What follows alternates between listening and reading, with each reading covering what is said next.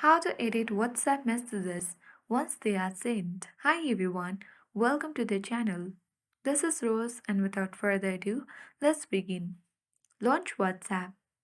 Now open a chat where you wanna send WhatsApp message.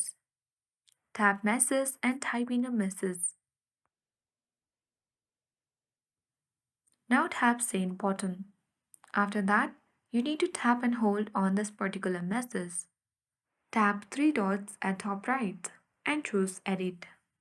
Now you can easily make correction on this message. And after that, tap on tick mark at bottom right again. And it will be sent to this person.